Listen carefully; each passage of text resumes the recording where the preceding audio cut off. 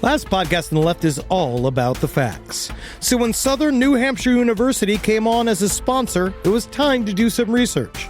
Turns out they offer more than 200 online degree programs, and get this, criminal justice and psychology are some of the most popular. Classes have no set meeting times, and tuition rates are some of the lowest in the U.S. Want to learn even more about SNHU? Visit snhu.edu/last. Insurance isn't one size fits all. That's why drivers have trusted Progressive's Name Your Price tool for years. Just tell Progressive what you want to pay, and they'll show you coverage options that fit your budget. Visit Progressive.com to find a car insurance rate that works for you. Progressive Casualty Insurance Company and Affiliates. Price and coverage match limited by state law. There's no place to escape to. This is the last podcast. On the left. That's when the cannibalism started. What was that?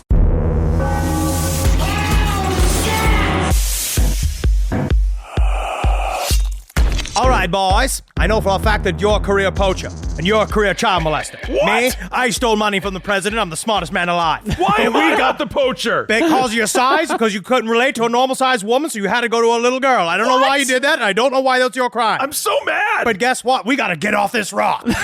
We're going to get off this rock. You got to look out there. I saw there was a shark, I believe I saw sleeping out by the beach. We got to jump on it, put a saddle on it, and get off it. But first, they're making pancakes for dinner.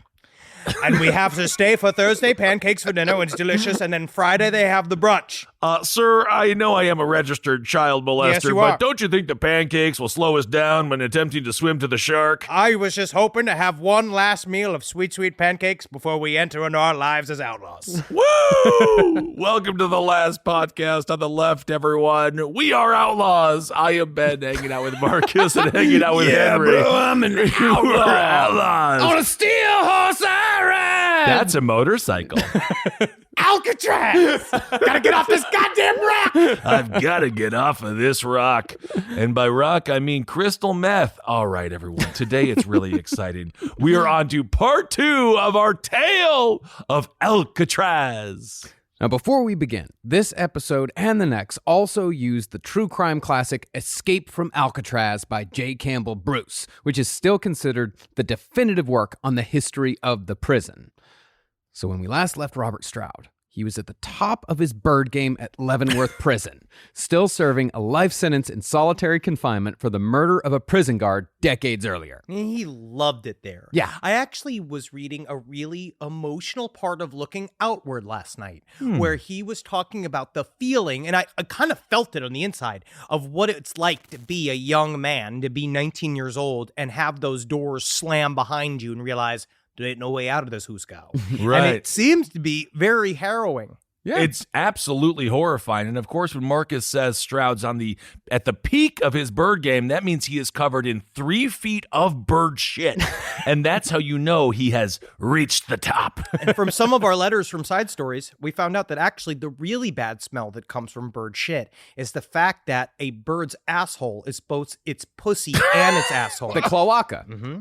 And so what comes out of it is thicker piss than just the shit.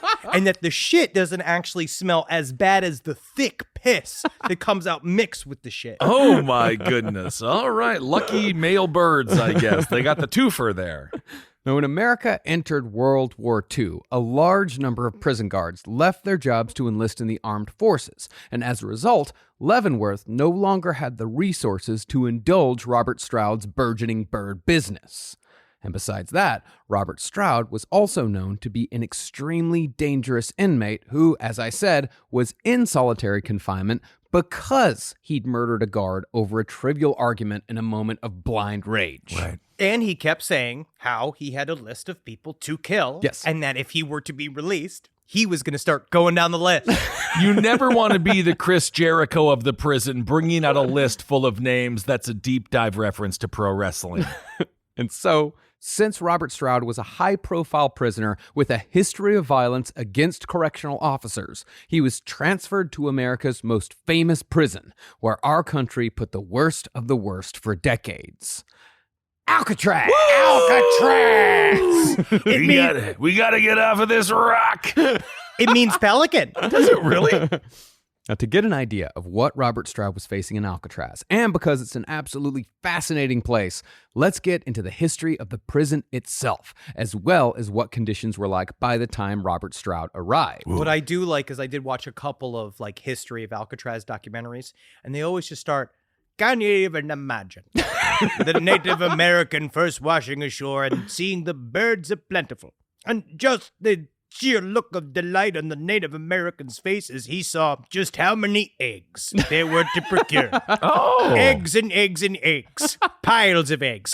So many documentaries just talk about it. It was like, oh, so you're just saying Alcatraz back in the day was just like a grocery store where they'd go to get their eggs. Yeah, full of eggs. I call those the Ken Burns side quests that nobody wants to go on except for Ken Burns. Piles of eggs. Piles of eggs. See, while we tend to think of Alcatraz as an ever-present 20th century American institution, it was only actually used as America's first Supermax institute for 30 years, from the blood-soaked days of Prohibition until the early to mid-60s. Now, Alcatraz Island itself had been used as a prison in some form or another for centuries prior to its use as a Supermax, but its existence always had a singular purpose.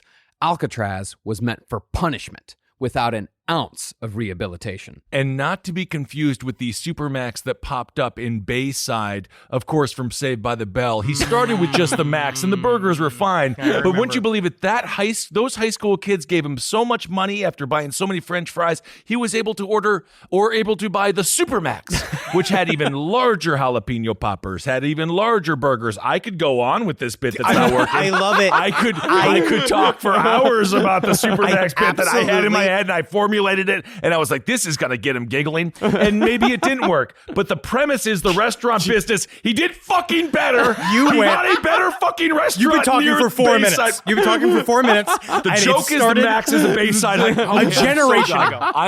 We got to get off of this rock. You did this. You're the professional child molester. You're a professional paid child molester. Stop!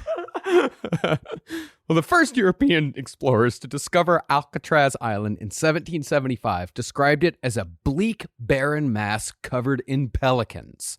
And as such, Alcatraz was coincidentally first called Bird Island, but eventually took the more specific name of Alcatraz, which in Spanish, as Henry said, means pelican. It means pelican. It really does. And as we know from the last stream on the left, the pelican is a very dangerous animal. It'll eat anything. Yeah. It really will. But that rock, the reason why it seemed to be also this perfect place, because it was unseasonably cold at all times, surrounded by sharks, and it was just this craggy lump. Yeah, almost completely devoid of soil or vegetation, Alcatraz Island is simply, as the famous nickname suggests, a big fucking rock just jutting out of the bay. Gotta get out of this rock. Yeah, I get it, buddy. I would want to, too. It's 450 feet across and 1,650 feet long, with cliffs as high as 75 feet dropping straight into the frigid waters that move through the San Francisco Bay at 5 knots, which is apparently a lot. Okay, that's a lot of nuts. It's much... Not for my family. No. Honestly, you don't want a nice 24 nuts. Ooh, you get those nice little, I miss garlic nuts? Yeah. I know. That's just as bad as my Supermax bit. We're on fire today. It is much smaller than I thought it would be, though. Yeah. It's 450 by 650? It's really...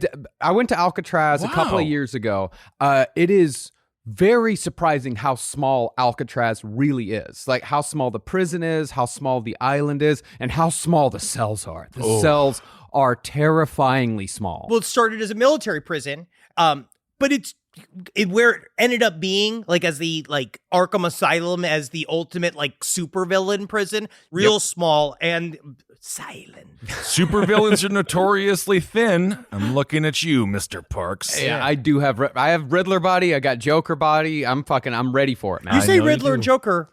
Unfortunately, I'm looking at Waluigi. It's the same body. It's the same body all throughout. All you need is that stash. I think you're onto something, Henry. Well, in other words, Alcatraz Island wasn't really good for much else besides incarceration. And of course, egg harvesting. Eggs. Eggs are plentiful. And God knows, can you even imagine? It's a Sunday morning. Native Americans are cold, scared of the pelican. Know for a fact the pelicans produce some of the most perfect spherical eggs a Native American put inside of its mouth. All right. Well, the Spanish were the first to use Alcatraz as a prison. They tunneled into the rocks to create dungeons for rebellious American settlers and army deserters. But when those same settlers rose up against Mexico in 1846 during the Bear Flag Revolt, the authorities who had once jailed the Americans for being a bit rambunctious were they themselves locked in the Alcatraz dungeons. And of course, the worst army deserter of all time was Gomer Pyle. You couldn't keep a cake in the fridge when he was around. Supermax. Oh my fucking God. I fucking hate I'm you. trying to make, I'm just trying. Marcus is in studio for the I first know, time. and I'm trying to impress him even more. And I You're was like, failing. I know, I just wanted him Relax. to remember how much fun it was to be around me. And I'm having a great time with you. Okay, because And having Gomer a great- Pyle would eat all the desserts, We know, so he's the army deserter. I almost said who could be mad at a person who makes cookies, and then I pulled back. I said, no, All right. not today. I'm good from now on, I promise. Well, 2 years later, the gold rush hit California, and settlers began sailing from the east coast to the west by going all the way around South America to avoid the long and dangerous trip across the continent through the American wilderness. How in God's name, going around in a boat, how is that remotely easier? It was much easier. Like, Really? It really was. By watching Ken Burns' The West, I know this. I'm sorry, I forgot I had slipped into that coma by the time he was like, and Wyoming. He takes his time. Well, because the crossing of America was very seasonal. If we remember from the Donner Party, yes. there was a very definite cutoff for when you could actually cross over, through the Sierra Nevadas and all of America, really. So if you didn't want to wait, and since there was only so much gold to be had out there, the more impatient settlers would pay to sail all the way around the bottom of South America to end up in San Francisco. I think I would do I would go on the boat. Why not? And You're a boat it's person. also a lot safer. People died fucking constantly because they still didn't have, remember from Donner Party, like they still didn't even know how to get to California. They had two different ways that they could go. And there's right. fucking assholes out there selling paths to California that lead nowhere, just into the desert. It was very dangerous. I guess I just don't trust boats. Yeah, makes sense. They're dangerous too. Yeah. Well, as a result of the increased ship traffic, when California was admitted into the Union in 1850, Alcatraz became the first U.S. lighthouse and military fort on the West Coast, complete with cannons capable of firing 120-pound cannonballs through the Golden Gate. Fucking, I would just fucking fire some off. It would be fun to do it every once in a while. I know they didn't have any reason to do it, but it's fun to shoot a cannon. Why not? They had no reason. No enemy ever came to San Francisco. The Battle of Los Angeles. The FBI, Richard Nixon, and J. Edgar Hoover. Well, because no ships came to attack San Francisco, the fort was torn down and replaced with a military prison during the American Civil War, although the prison itself was little more than a wooden shack full of Confederate dickheads. I just like seeing them cold. Yeah. In 1867, though, the War Department built a brick building specifically for all types of military prisoners and officially made it a prison for, quote, long-term military offenders and incorrigibles. Man, you were just going to jail people for having a bad attitude? Yeah, exactly. What are you in for? I'm goth. Incorrigible. I don't like Big Bang Theory. Oh, I hate it. So by World War I, Alcatraz was being used for enemy aliens and espionage agents. Although San Franciscans were lobbying hard to turn it into the West Coast Ellis Island following the construction of the Panama Canal. Yeah, but then Interesting. you take a place that has been a perennial hellhole and be like, welcome from Italy. Here's your first trip to America. Go. Well, And think then about all the eggs. Oh, They're yeah. hungry after the boat. Oh, and look at the wolves. Ain't there so many eggs? Why not? I think that would have been much nicer than the prison they made. But by 1933, Prohibition had been in full swing for years. And as we all know, prohibiting intoxicating substances inevitably leads to massive surges in violence.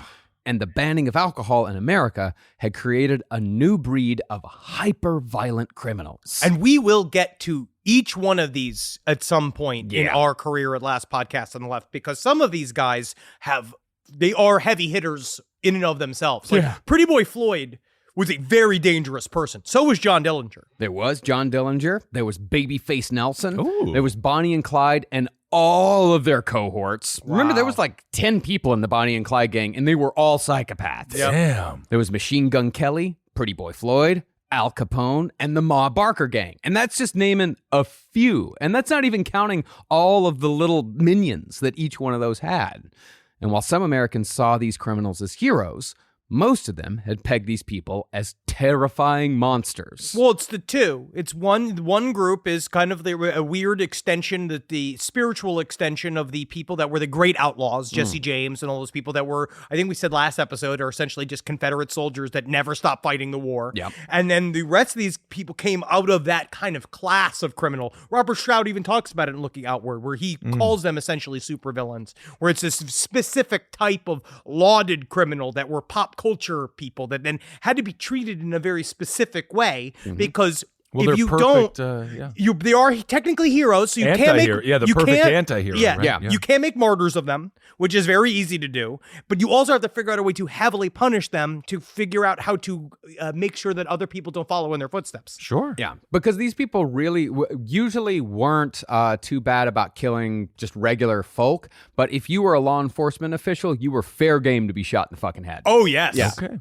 And what's more is that when many of these criminals were arrested, sentenced, and jailed, they proved to be extraordinarily talented at escaping from prison, or at least they never stopped trying to escape once they were behind bars. And I learned that also from the Robert Stroud book, that actually it was illegal. Well, it was not illegal to escape from prison until like 1864. Like that's like what he So put in his if book. you can break through the wall, you're free. You're out because your forefathers and their wisdom, they said, you can't punish a man for his natural inclination to be free. Yeah, I actually think they were right about that. I kind of agree with this. Yeah. It's interesting. They basically said, if you can get out, you can get out. But we catch you, we can't charge you with more years for just escaping. Yeah, you messed up. Yeah. You let me go. All right. It's a slippery slope. It's It's a slippery soap coalition. It is. We should have stopped putting all these slides attached to all the windows here in this prison. Everyone keeps on getting out of here. That's your fault. I just like hearing him say, "Wee." Oh, that's nice. Well, so J. Edgar Hoover, head of the newly formed FBI, petitioned for the construction and establishment of an inescapable supermax prison, and Alcatraz was handed from the War Department to the Department of Justice to house some of the very same criminals I just mentioned. It was weird that J. Edgar Hoover referred to it as the creepy sex dungeon he always wanted. Finally. Now, before we even get into the security features of Alcatraz Federal Penitentiary, it's worth mentioning why Alcatraz was nearly inescapable, even if you managed to make it outside of the prison walls. Alcatraz Island is more than a mile from any other shore, and the water surrounding it is so cold that hypothermia sets in after only 30 minutes. Or so some say. What? Others have different opinions. But to put that into perspective, even a competitive swimmer would have a hard time making the swim in 30 minutes, in even the best of conditions. Can I bring floaties? No floaties allowed. You're escaping prison. Boogie board. You can't. And well, we'll figure it out. Okay. But really, the geography of the island was the last line of defense, because the first warden, James Johnston, turned the former military prison into the most secure and ultimately the most cruel prison in America. James Johnson is one of those fun guys that seems to kind of be like a criminal that ended up being in charge of all the prisons. Right. Yeah. Well, the nice thing about this prison is I'm rock hard every time I walk through it. He did not like humans. He must have enjoyed the suffering of others, honestly. I would say with this, it was it takes a sociopath to keep a sociopath in prison. They put a sociopath in charge of Alcatraz. Right. Well, tear gas outlets and gun galleries, as well as gun towers and gun boxes, were placed at strategic areas, and crude metal detectors were scattered throughout the prison in such a configuration that prisoners walked through them no less than 8 times a day. And that's just Eddie, the metal sniffer, Shinkaneki. He's great. He'll shit every time he sees or smells metal. Oh, sorry, it's just a fork, huh? Oh, yeah. Oh man, you get me out of the bedpan room. I cannot wait until we have technology to replace this shitting asshole. Well, every possible way out, including the sewer system, was barred up. But even if a prisoner managed to make it to that point, most bars in Alcatraz were round, tool-proof, ultra-hard rods, impervious to hacksaws. And besides just the fortifications, the man overseeing everything was the armorer. Sealed away in a vault only accessible from outside the prison, the armorer was the all-knowing, all-seeing god of Alcatraz. Cool. At least by 1930 standards. Sure. Yeah, how could he see everything without like CCTVs? He could hear everything. Microphones were hidden all throughout the prison, and they all fed directly to the armory. So he was the first podcast audience. And the armorer received 12 total inmate counts a day. And the moment an inmate went missing, both the Coast Guard and the San Francisco police were immediately alerted. In the event of a riot or a prison break, the armorer hit an alarm which summoned all off-duty personnel who lived in the tiny Alcatraz town to come help, where they would be armed with rifles, pistols, and submachine guns out of the armorer's personal stash. So there was a little enclave, a little community on this small-ass island? Absolutely. How would they... I was watching this documentary that it's very similar to it is very similar to the tiny towns that used to be in Auschwitz. It's the same thing. They built this area where the guards would live and the warden would live, and it was this And their weird, families, too. Yeah, their Right. families, kids. They used to have kids there, and it was this fun balance between the most quote-unquote dangerous criminals in America and children. And But these where kids, would the kids play? It's a bunch of rocks. There's no field. What school do they go to? Dude, they would go right next to the yards where the prisoners would also play, right? They would go right next to the recess yards, and they said the most treasured thing a kid could find on the island was these hard rubber like handballs. And they said because that's only could have been found inside of the prison because it was one of the very little things that they sold to people for recess. And this one little girl, she was an old woman by the time she got there, but she told the story as a little girl. It was just like, I was told never to speak to a stranger, never mind a prisoner. But I remember one time I met the nicest man I ever met, and he was on the other side of the gate. He said, "Come here, little girl. Oh my God, I'm going is to he give you a Pennywise? fresh new ball." And so she's like, this big man just like pushed the ball through the fence at her, and he was like, "Have a good time out there, little girl." And this is the warden's child. But it was this weird area where you wonder if they taught them maybe that prisoners are people or whether it made them just absolutely afraid of their entire lives. I don't know. Well, either way, that was nice. The prisoner gave her a ball. Oh, yeah, didn't fucking grab her, didn't do anything. He wasn't a professional child molester. Okay. Well, one warden said that it was a wonderful little community. He said they didn't even lock their doors at night. They said it was because safe. it's a fucking prison. Yeah. Okay. It said it was safer than San Francisco. I actually do believe that. Yeah, except they're living on fucking Pelican Island. Exactly. But think of the eggs. How many daughters and sons did they lose to these damn pelicans? Well, as far as who the Alcatraz guards were, each one was handpicked from other federal penitentiaries. Alcatraz was the big leagues. Oh my gosh. These were men who were efficient, intelligent, incorruptible crack shots who were all also trained in the art of judo. That's Fat Man Martial Arts. I love that's Steven Seagal, isn't that what he does? He does judo. Yeah, you use their weight against them. Yeah. That's the whole thing. And I added my own weight as well, so they got double weight. And as opposed to other prisons where there was one guard for every 10 inmates, Alcatraz had one guard for every 3. Okay. And eventually, these guards were given colorful nicknames. Of course, this is the 1930s. They all have 1930s nicknames. Okay. There was Saltwater, Oh, yeah. Slaughterhouse, and Weasel Eyes. Cool. Yeah. Oh. There was Big Stoop, Big you. Stiff, That's you. and Big Donkey. That's you. I don't like the last one, but those other ones are kind of cool. Hey, Big Stiff. Do you like Big Stiff? I love Big Stiff. You don't like Big Donkey. I ain't no donkey. I am not a donkey. I'm a man. I would say that every day when I went to work. And of course, there's my favorite, Ass-Kicking Fats. That's me. Hey, how you doing? First name's Ass. Middle kicking, last is fats. But concerning that Alcatraz town that we mentioned earlier, an entire community existed just outside of these prison walls. These people had square dances, bridge parties. They had an annual Christmas gala, and it was all put together by the Alcatraz Women's Club.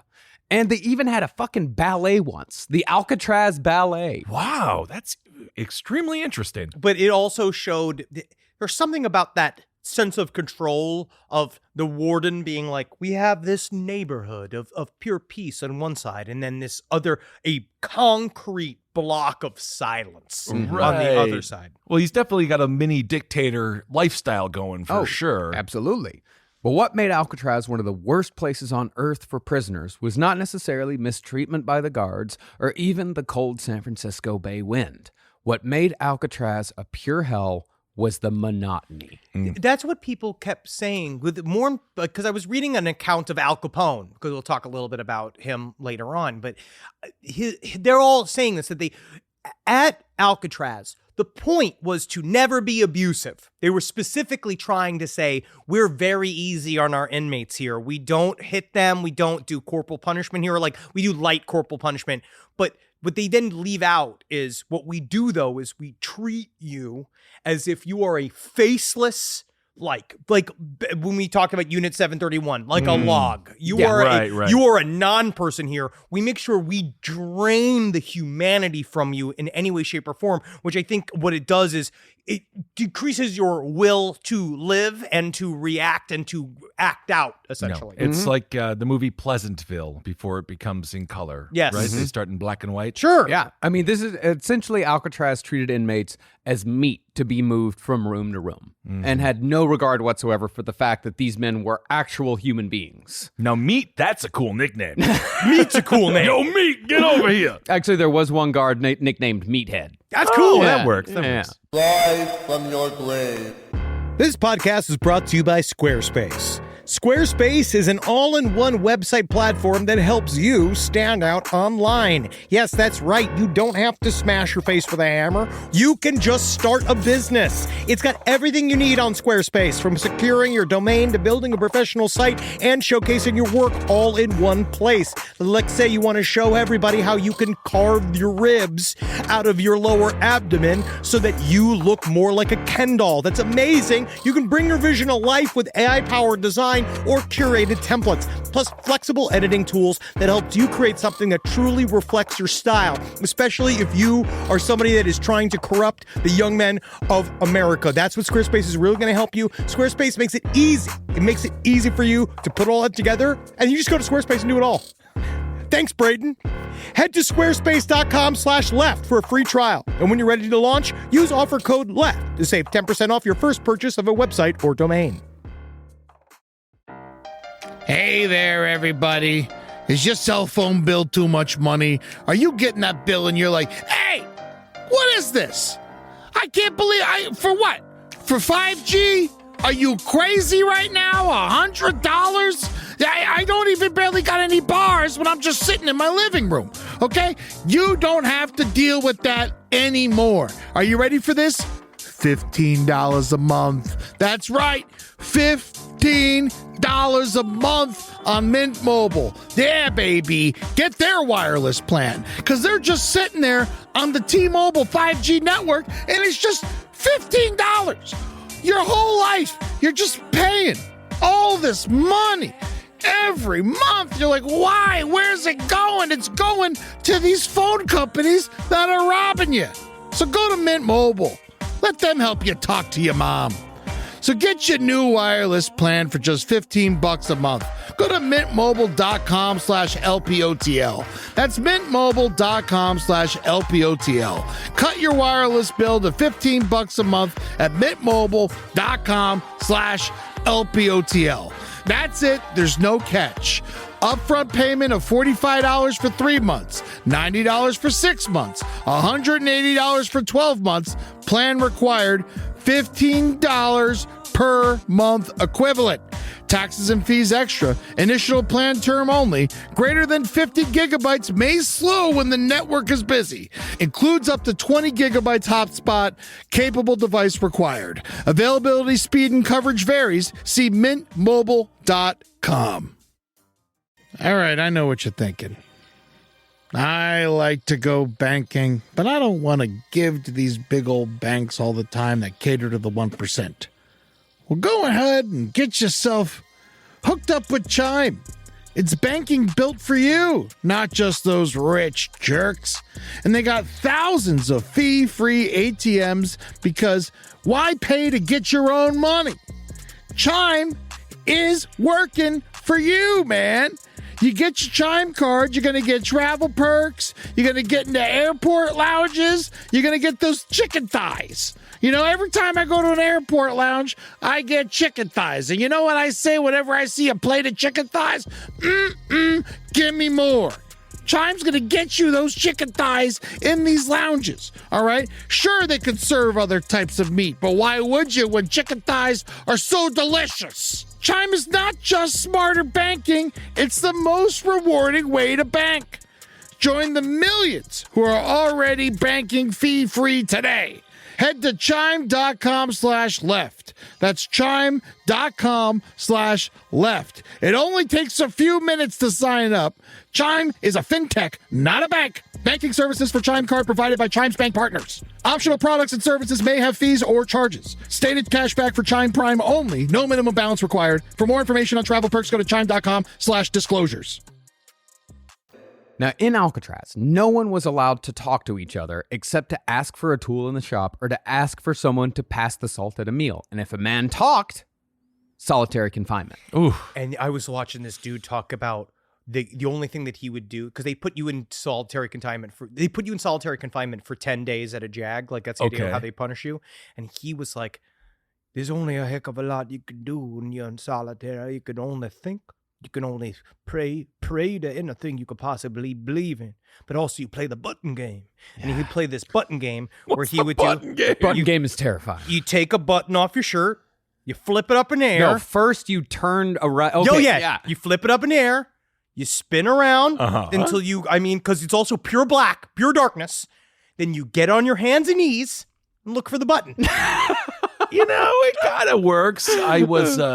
I know one story about a man in solitary in modern times who he would play with his fecal matter and make little figurines, and then the guards would come and they would force him to smash the fecal matter into the drain that was also his toilet in the middle of the floor. So what I'm saying is things aren't like that much better, because I don't even think they get buttons anymore. I think you have to play with your own modeling clay, which is human shit. Yeah. Now, Warden Johnston claimed that this silent rule wasn't really all that bad, because men were allowed 2 3-minute gab sessions a day, in the morning and at night, 3 minutes to talk about approved subjects. And they were also allowed to talk to each other once a week for an hour on Sundays. Oh my God. But if the inmates said anything the guards didn't like, solitary confinement. Okay. Now, back then, solitary confinement was known as the dungeon.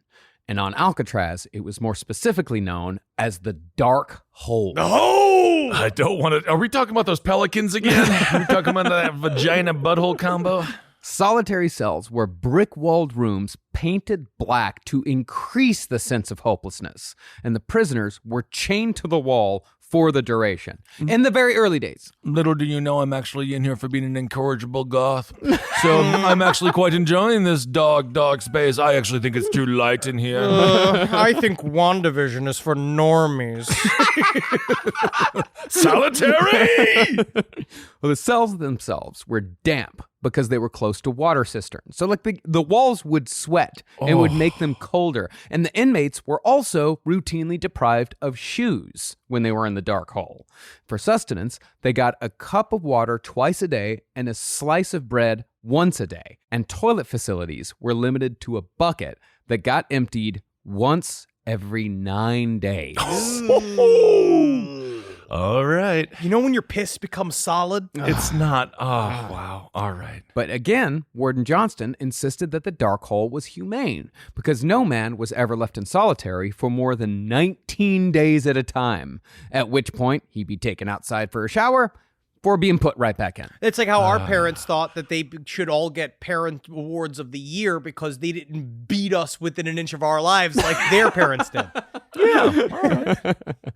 Now, an interesting fact about the showers at Alcatraz is that the temperature was always kept at a higher than normal level because officials wanted to ensure that no prisoner ever got acclimated to cold water. Because if you got acclimated to cold water, then you might be able to make it to the shore if you ever got your ass in the bay. Okay, that's interesting. I don't know if it checks out scientifically, but okay. It's something, but most jails, they gave you cold water. So at this point, I guess that's like one I guess I'm glad I'm in Alcatraz. But they also made it too hot to be comfortable. They still made sure it was uncomfortable. Right. Now, you'd think that the dark hole would be reserved for the worst of the worst, but the smallest infraction could send a prisoner straight to this inky hell for intolerable stretches. If you didn't button up your shirt all the way, you get the hole. What? If you didn't clean your plate at dinner, you skipped a meal for the first infraction. Second infraction, 10 days in the hole. What do you want me to do? Play like the piggy game like they did in that Christmas movie, A Christmas Story, where he's like, how does the piggy eat? Well, How do you want me to finish my plate? What are you talking about? It's horrible food. Alcatraz was, they had prided themselves in the fact that they had the best food in the prison system. Yeah. Really? That was one of those weird things that they made it a point that they got like as much food as you can handle. You're supposed to be able to eat and eat and eat and eat, but you can't have anything on your plate when you're done. But they also served dessert, and they would do like certain things. I don't know why they did that. But I know that there was a psychological reason why. Yeah. But the point was like, we keep them fed, so you can't talk shit about us. Nicer than they do nowadays. We're seeing a lot of inner workings of prisons because people have cell phones. I've been following some people, and they do food reviews of the food, and it is disgusting. Not human food, and if you eat it, you just get sick, and it's horrible. So anyway, that's nice anyway. Yeah. I mean, in Alcatraz, even decorating your cell in any way whatsoever, even if you just put up a picture of your mother, got you sent to the hole. Yeah, well, you could to be fair, who wants to stare at their mother? I mean, like, no, get yourself some who's the supermodel? In the 1940s? Cindy Crawford. Yeah. 1940 supermodel was like Betty Grable. Penelope Blump. And it's like one woman and she's like huge and everyone's like, ooh, she's well fed. But as bad as the dark hole was, there were places in Alcatraz that were even worse. At the bottom of the list was the strip cell. The strip cell was a cold, drafty, black-painted room with no light in which the prisoner was forced to endure the entire stay nude. But really, what broke men at Alcatraz was what one convict poetically described as the exquisite torture of routine. Every single minute of every single day at Alcatraz was exactly the same from the moment the inmates woke up at 6 until they went to sleep at 9:30, excepting Sundays where inmates were allowed 1 hour in the yard, or 2 hours in the yard if you wanted to skip chapel. Okay. But despite the constant monotony, there was also no peace.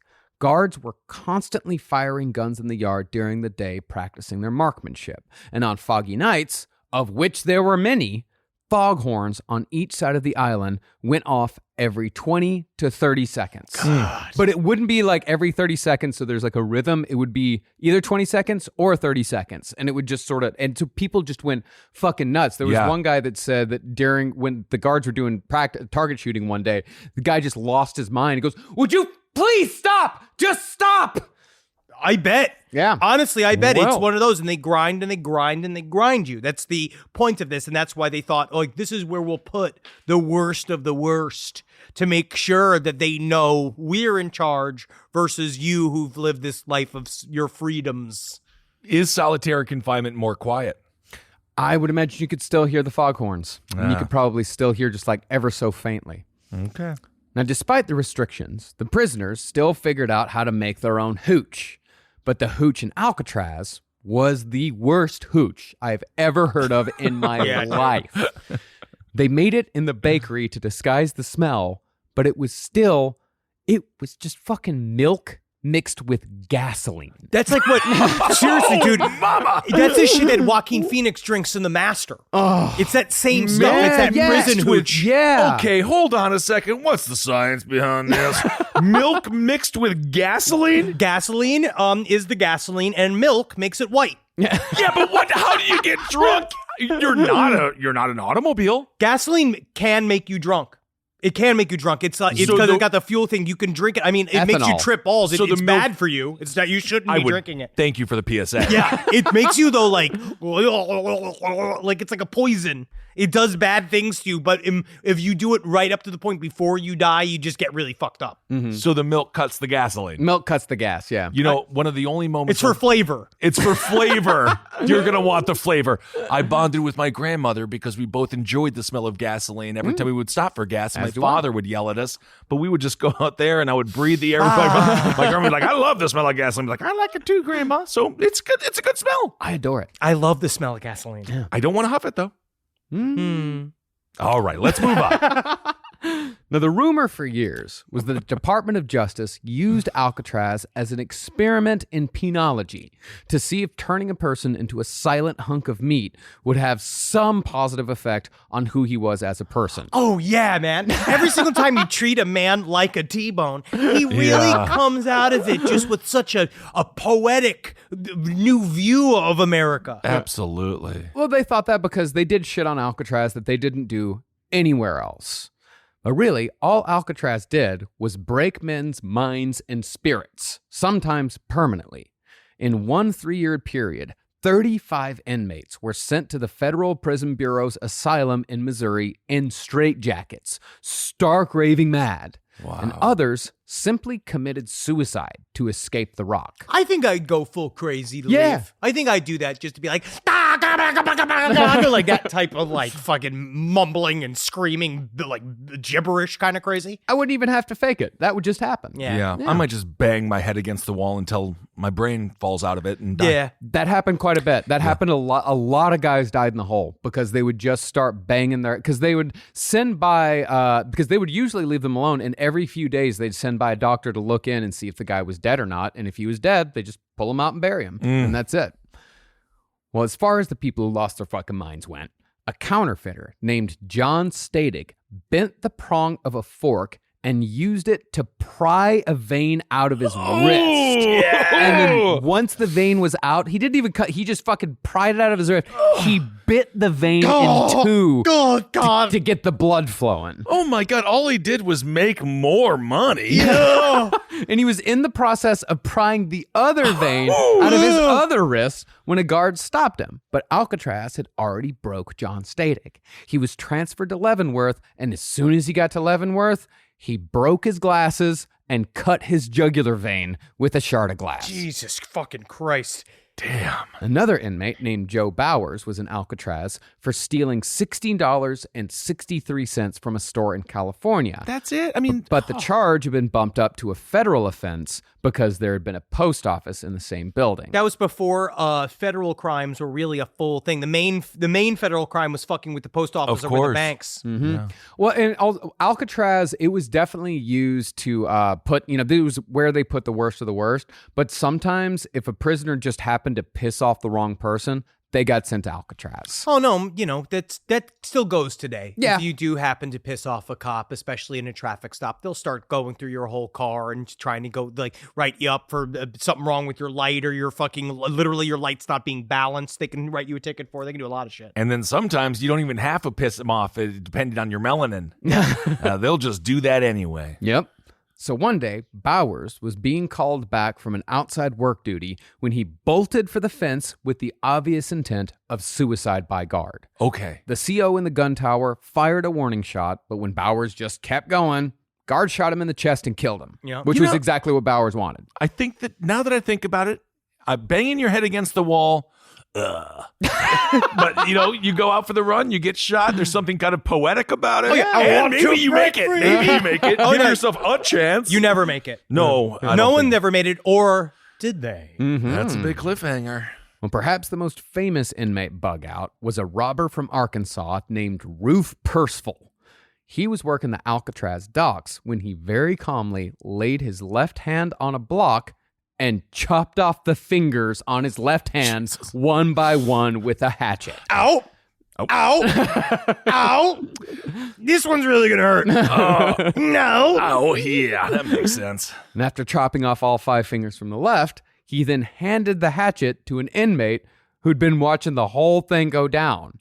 He then laid his right hand on the block and quite forcefully instructed the other prisoner to finish the job. Listen, I know that this is a thing that you're not super into, but I'm going to need you to chop off my fingers right now. And I'm going to raise my voice in a second. Wow. If you don't do this.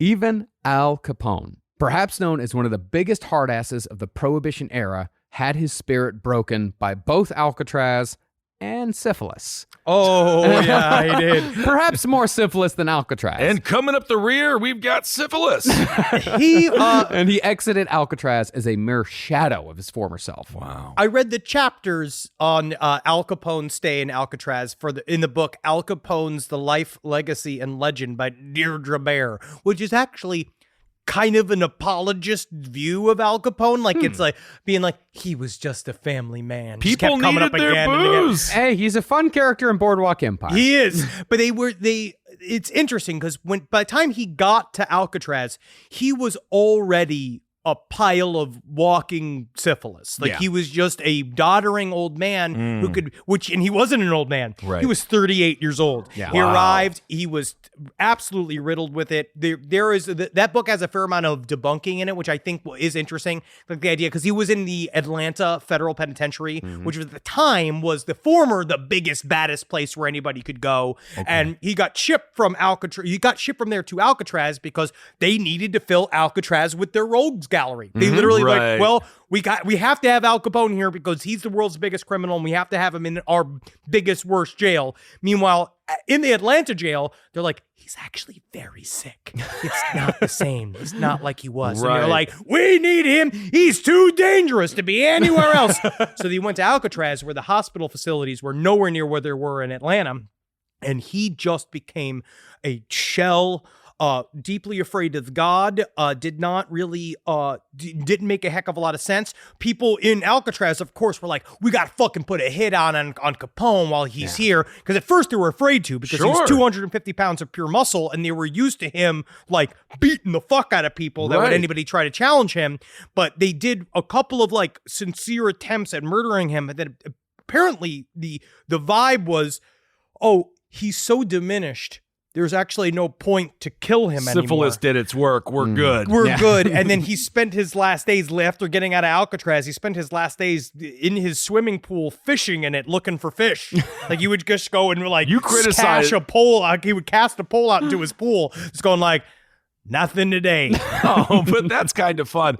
Also, we say, oh, and then he went to Alcatraz. I can't imagine with that journey from Georgia to San Francisco to Alcatraz. That dude, would be a nightmare in itself. It was in a boxcar, an unair-conditioned boxcar. It was a train that went from Atlanta to San Francisco. They said they were lucky there was no meeting committee when the train arrived, when they opened up the boxes of the men sitting inside of it for like 8-9 days of just sweating in this a wooden crate. Disgusting.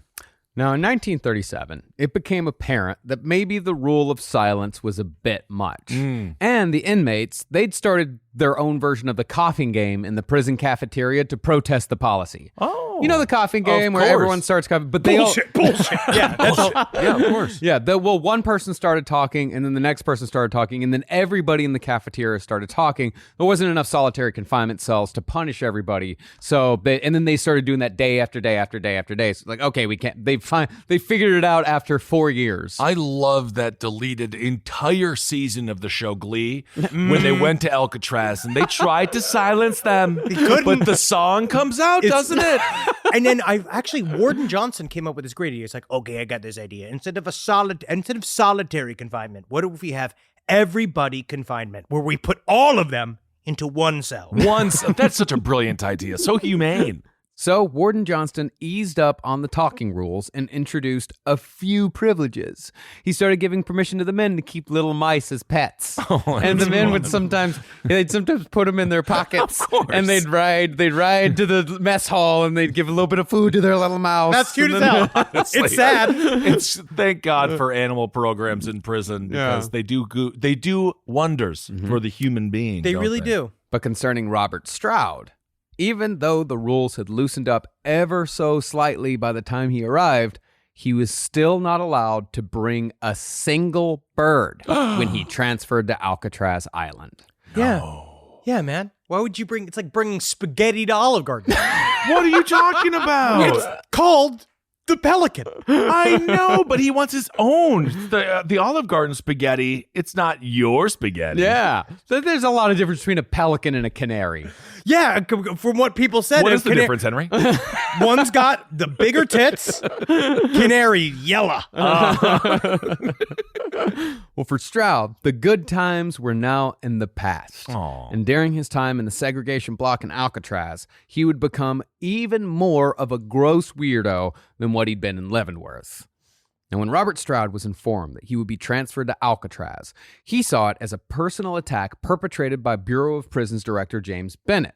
And James Bennett, of course, he was called the Alcatraz Talent Scout because he personally oversaw every transfer. And he would go around looking for people to put in Alcatraz. You're like, who's a good fit here? Who's the perfect little fit? Who are we looking for? Are we looking for a Taran? Or are we working for a Keenan? And it's very bizarre that he, like the movie Moneyball, started using statistics. And he was, the math doesn't lie. See, if you remember from the last episode, Stroud had made a big, embarrassing national stink about keeping his bird business when the BOP was established. And Stroud believed that Bennett was finally getting his revenge by sending him to Alcatraz. Oof.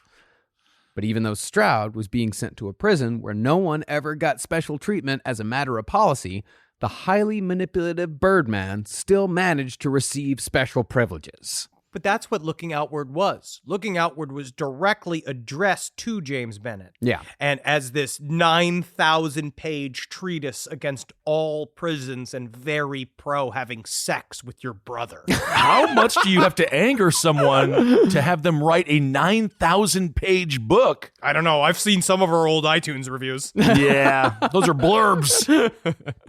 Now, even though Stroud lost his birds when he went to Alcatraz, which makes the whole Birdman of Alcatraz thing a complete misnomer, Damn it. his cell was still filled with bird books, bird papers, legal pads, and bird magazines. Tell you what, at least it smelled a heck of a lot fucking prettier. Yeah, absolutely. But just because Stroud had more privileges didn't mean that his life in Alcatraz was easy. Remember, Stroud was still serving a life sentence in solitary confinement, although he wasn't in permanent residence in the dark hole. Instead, Stroud started his time at Alcatraz in the segregation unit, where he had some interactions with other prisoners here and there, but for the most part relied on guards who absolutely despised him for human interaction. I watched this old-timey TV segment of Johnston talking to Edward Murrow, that guy. First of all, Really? back in the day, a cigarette used to last 15 minutes. They were really good cigarettes, the American Spirit brand almost. He just sat with a burning cigarette for the entire segment. He never even sucked on it, but it was just kept burning and burning So and burning. cool looking. But Johnson was talking about, he's like, as you can see here, we got our segregation unit. It's far more accessible than a solitary confinement unit. And he went and he just was like shaking the bars. He's like, it's perfect for rehabilitation. Indeed, it seems like it.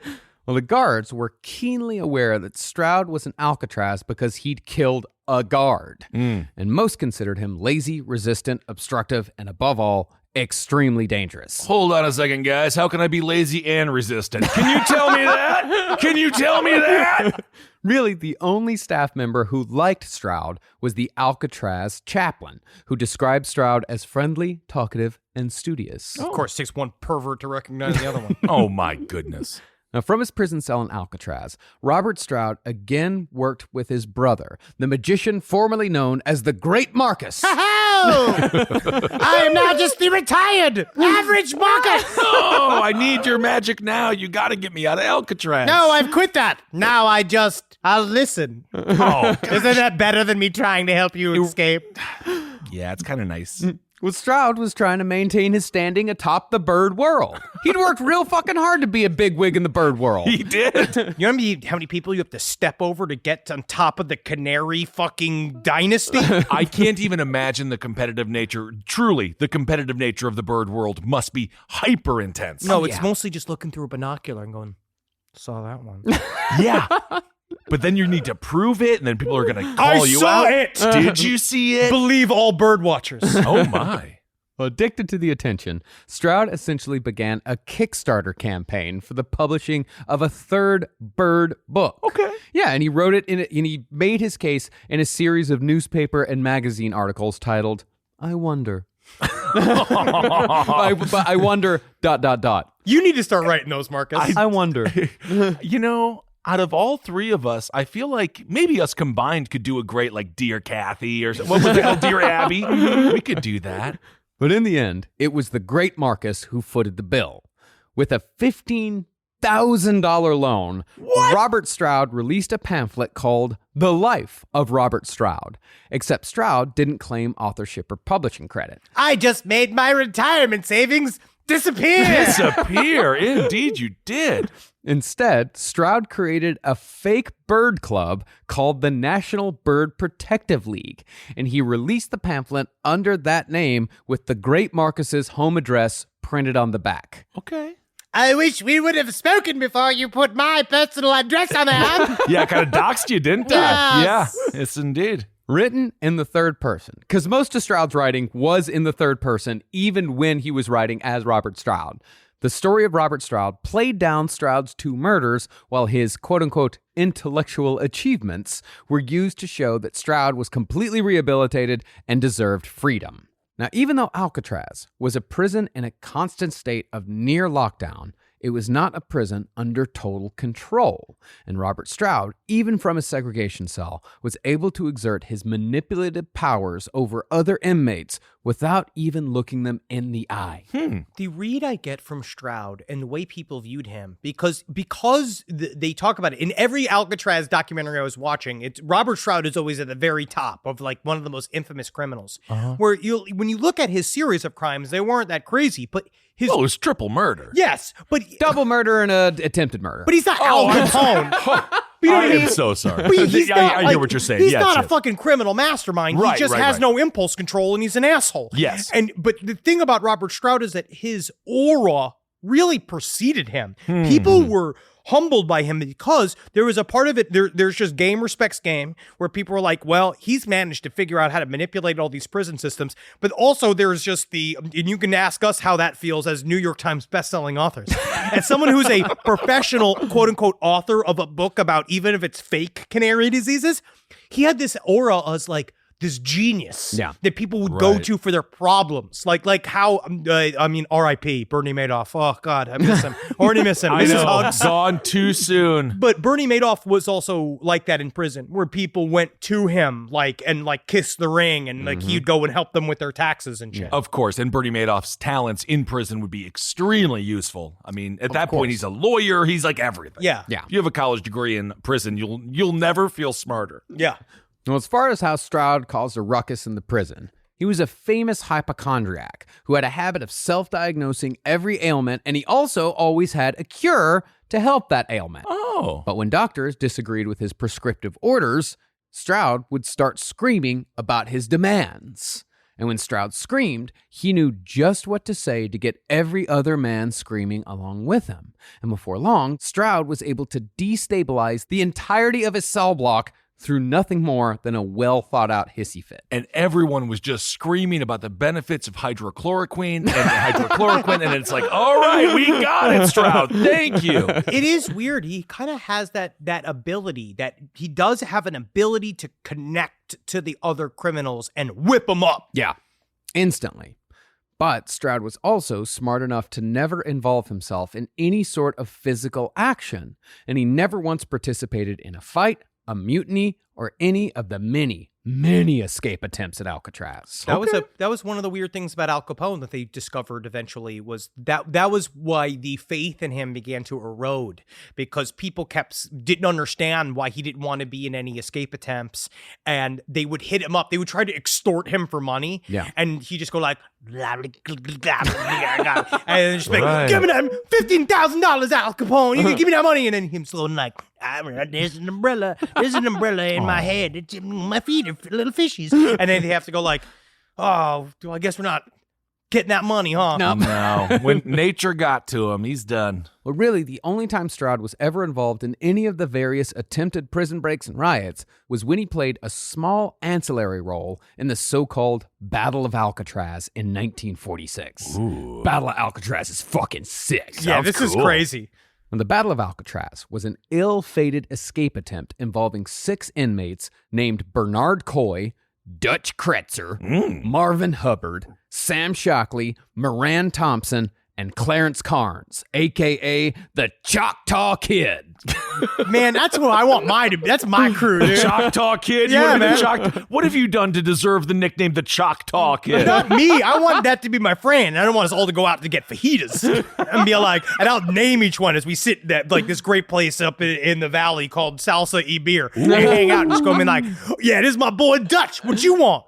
I want a burrito. Yeah, you get it to Dutch. It is very intense when you name your friends like that. This is my buddy Choctaw Kid. What do you want? I have some nachos. Fuck yeah. Seems very aggressive. Now, as opposed to some of the prisoners we mentioned earlier, all 6 of these men were dangerous individuals with multiple murders on their rap sheets, and half of them had been sent to Alcatraz for escape attempts at other prisons. Marvin Hubbard had escaped from a county jail in Tennessee and had been sent to the Rock after inciting a prison mutiny in Atlanta. Moran Thompson had escaped from prison 8 times. Damn. Dutch Kretzer had killed a man in his escape attempt, and the Choctaw Kid, only 16 when he committed his first murder, had escaped from his last prison by using a hacksaw smuggled into the prison inside a watermelon. Cool. Honestly, that's so fun. That's just like an Instagram thing now. Now, Dutch had already attempted escape from Alcatraz once, and he'd been sent to the dark hole for his troubles. But after he returned to Gen Pop, he joined in on a plan orchestrated by Bernard Coy, who was about to attempt his first prison break. Can I just ask this? You know, I know that things have gotten way too strict and I hate our prison system, but at some point you just got to be like, oh, here's a huge watermelon. So I guess we're just going to give this to the prisoner. It looks like this could be almost a suitcase. It almost seems like you could rattling. It's rattling. Like, it's around. rattling. What's going on in Well, here? we better give it to him because you know how he loves to get watermelons. What is happening? I don't know. Now, the plan itself was exceedingly simple, almost to the point of stupidity. From what I can tell, the 4 original plotters, Dutch, Hubbard, Coy, and the Choctaw Kid, had planned to take advantage of the set schedule of the guards. They'd noticed a flaw in the guard flow in which one guard would be alone and out of sight for a short period of time. So their plan was to knock out that guard, then use a bar spreader to break into the surprisingly poorly watched gun gallery. Once armed, the prisoners would take hostages, pick off the guards in the gun towers with rifles, and flee to the deck and freedom thereafter. Sounds like a yada. It sounds like a lot of yada yadas in there. If it works, though. Because you just get there. It's like, once we get on the other side, all we need to do is kill all the guards, get through the bay. Now, surprisingly, they did get as far as knocking out the guard, and they broke into the gallery, and they were able to heavily arm themselves. Can I say this? If you are trying to break out from jail, I do agree that the key is simplicity. Yes. Instead of doing super complex actions, Right. it's actually best to find a small hole, hide in a laundry rig. Yeah. Sure. Try to fit into a watermelon and then put return to sender on it. Get a watermelon. Get a watermelon. Get a sent to you. watermelon. Gut it. Fit inside of it. Return to sender. Wrap yourself in toilet paper, put a little sign on yourself, say, I'm a mummy, please send to Egypt. So many ways to do it. One of my favorite Alcatraz escape attempts was a guy, like apparently the prison had a tailor. So these prisoners would actually like make dresses and suits for people. Al Capone was trying to work in the tailor shop, but he didn't have the tiny of the muscular the movements. fine motor skills. Yeah. Yeah. Riddled with syphilis. Yeah. But one time a guard died, and for some reason the widow thought, it was like, okay, why don't I have the prisoners make my mourning dress for me to wear to the funeral? And so she sent in the order, and one of the prisoners, the prisoner that made the dress, actually put on the dress himself and made it all the way to the fucking dock before finally Just someone... a lady! Just a lady here! No, just a nice, noble lady who is... I'm not a man! Well, okay, so back to the Battle of Alcatraz. They've knocked out a guard. They've got a bunch of guns. Cool. They've broken into the gun gallery. All right. And since the first part of the plan went so well, 2 more prisoners, Sam Shockley and Moran Thompson, they decided they'd just fucking jump in and see how far this ride went. Oh, yeah. All right, hopping in a little late, but okay. Hey, but for them, anything was better than staying on Alcatraz. Okay. Even if it was kind of a half-baked plan. But as time went on, more guards kept popping up. So each one had to be subdued, tied up, and locked in a cell with the first guard they'd assaulted. And before they knew it, they'd subdued, captured, and imprisoned 10 Alcatraz guards. Good for them, And they honestly. were no closer to moving off C Block than they'd been after they'd captured the first one. There has to be a finite number of guards. They're not respawning. This isn't the Outriders. But it's like 100 guards. So now you've only gotten through like 10 of them, and they're sitting there, and you're no closer to getting out. And now you're like, are we just knocking out guards today? You got to do it. It's going to take a while. So, when it became obvious that the 2 cells they were using for a prison inside the prison could hold no more guards, Bernard Coy lost patience. Despite the fact that the plan was obviously going to fail, Coy opened fire on a gun tower from a kitchen window with a .30-06. And once the sirens went off, everything went quickly downhill for both the prisoners and the guards. Oh my God, it's like that YouTube video of when they're all playing Call of Duty and the one guy runs in. It became iconic. Oh, you're talking about World Leroy of Warcraft. Jenkins. World of Warcraft, Leroy Jenkins. Yeah. This guy blew their cover. Totally blew it. Well, he just freaked out. Stop, He's like, don't shoot anyone right now. We're trying to be quiet. This is a stealth mission. we gotta get out of here. Because, you know what, it reminds me of playing either the Arkham Asylum video game or any one of the other, I forgot, the Spider-Man game, which is all just about knocking people out. And then eventually you just get to the point where you're like, guys, just gotta get in there and I gotta fight everybody. I'm with you. Also, Spider Ham needs a game. That's all I'm going to say. That'd be fun. But remember, these are all violent criminals. They're not really known for their impulse control. Now, Dutch Kretzer, once the sirens went off, he demanded a key to the yard from the guards. But when they refused to give him a key, he shot one of them in the stomach twice with a .45 caliber pistol. Sam Shockley, one of the bandwagon jumpers, then loudly yelled, Kill every one of these yellow-bellied bastards. We won't have any testimony against us. Again, it's a stealth mission. It's like, there's a lot more guards than just these 10 guards. So many.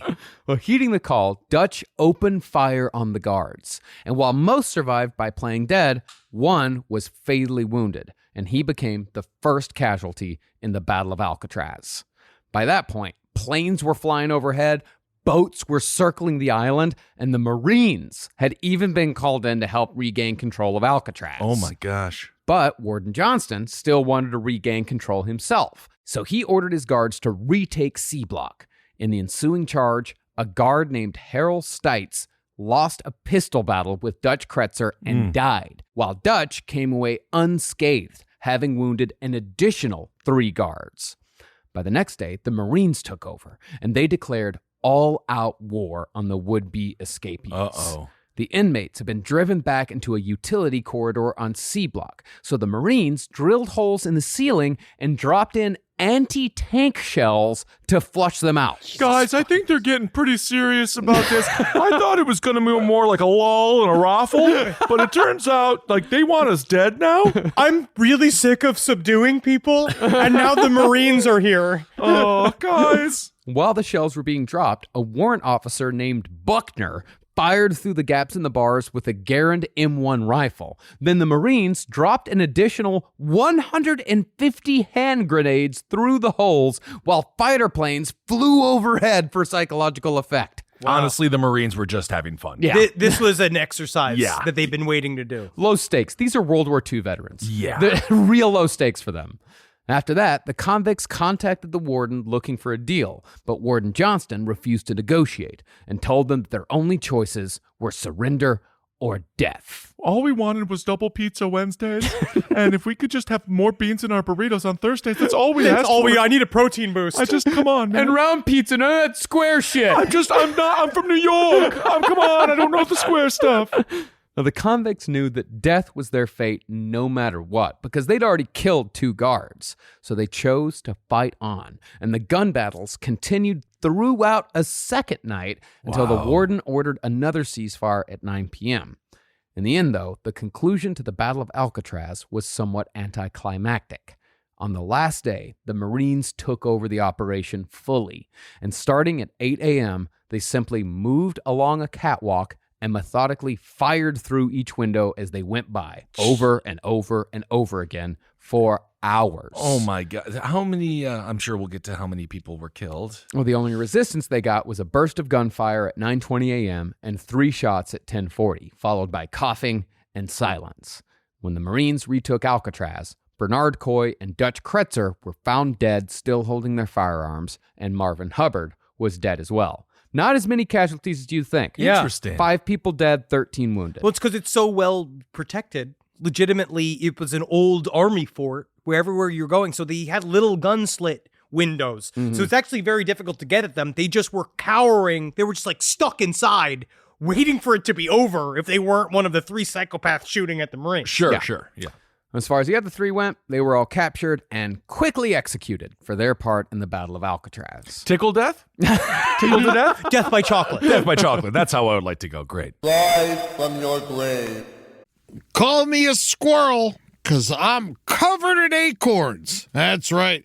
So many people are focused on where their money is today. And Acorns is the financial wellness app that cares about where your money is going tomorrow. Let Acorns work for you. You put acorns in the ground and you're gonna get trees tomorrow. That's right, investments. And with the Acorns potential screen, you could find out what your money is capable of. I always do that. I'm like, I want to invest in something that I like. Let's say cheeseburgers. Okay? That's kind of hard to do. Acorns will help you find a cheeseburger that is right for you. So sign up now, and Acorns will boost your new account with a $5 bonus investment. Wow! Join the over 14 million all-time customers who have already saved and invested over $27 billion with Acorns. Head to acorns.com/left or download the Acorns app to get started. Paid non-client endorsement. Compensation provides incentive to positively promote Acorns. Tier 2 compensation provided. Potential subject to various factors such as customers' accounts, age, and investment settings. Does not include Acorns fees. Results do not predict or represent the performance of any Acorns portfolio. Investment results will vary. Investing involves risk. Acorns Advisors, LLC, an SEC registered investment advisor. View important disclosures at acorns.com/left. You know, I rip around in the bed. You might actually not be surprised by this, but I'm a restless sleeper. I roll back and forth like an alligator with a wounded deer. But something's changed in my house, and it's thanks to Boll and Branch. You know, people keep their bedding way longer than they should. It's because people are afraid of change. Not me. I burn my sheets once a week, but I don't need to, because Boll and Branch's signature organic cotton sheets, pillows, blankets, and comforters are all designed to be breathable, incredibly soft. They get better over time. Start with the signature sheets. You're going to buy 2 sets so you can rotate them. Come on, you're going to want to. The moment you get into bed, you'll notice a difference. I know I did. I just got fresh from the bath. I was fully lotioned. And sliding into those sheets kind of felt like, to be honest, I felt like the luckiest pasta filling in the whole world. All right, they're really good. You will like them. You will feel like a brand new laid chicken. Which is, we're all going for it. Just trying to be a hot chick again. Sleep cooler this summer with Boll and Branch during their annual summer event. For a limited time, get 20% off site-wide at bollandbranch.com/left with code LEFT. That's Boll and Branch, BOLLAND branch.com/left. Code LEFT to take 20% off. bollandbranch.com/left, code LEFT. Exclusions apply. Summer schedules can get busy fast with camps, vacations, sports, family time. And, you know, every single time Carmi eats a block of dark chocolate, we got to take her to the emergency room. You know how much time that takes. All right, IXL makes it easy to keep learning part of the routine in just a few minutes a day. IXL is an award-winning online learning platform that helps kids truly understand what they're learning, whether they're building math confidence, strengthening reading and writing skills, or reviewing science concepts. From pre-K through 12th grade, IXL offers personalized, interactive learning that adapts to each child's level and pace, which is great because Carmi has been really slow in biology, and Wendy has really been struggling with American history, mostly just because she doesn't agree with the way it's being taught. So it's really important. You make an impact on your child's learning. Wendy, as soon as she gets her chicken, she is ready for all of her lessons. And Carmi just really has to eat 5 or 6 bites of liver, beef liver, chicken liver, and then she can really get down to, I'm hoping this is the year she reads To Kill a Mockingbird. So really, IXL, thank you. Make an impact on your child's learning. Get IXL now. And Last Podcast on the Left listeners can get an exclusive 20% off at IXL membership when they sign up today at IXL.com/left. Visit IXL.com/left to get the most effective learning program out there at the best price. Now, concerning what Robert Stroud was doing during this 2-day battle, he was heard to have immediately criticized the escape attempt as, quote, promiscuous. He doesn't know what that word means. Promiscuous. He doesn't know what it means. Yes, he tried to fuck one of the Marines. I know what they're trying to do. They're trying to go out in that sweet, sweet beach and find themselves a boy. Promiscuous. Well, it's an older use of the word promiscuous. Another use of the word promiscuous is haphazard. Okay. Oh, That makes sense. Sure. It's adjacent to our term.